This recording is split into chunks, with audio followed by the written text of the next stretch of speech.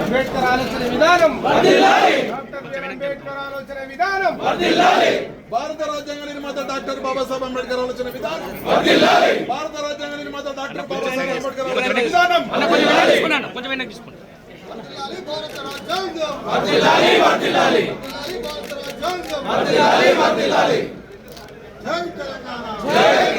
కేసీఆర్ గారి నాయకత్వం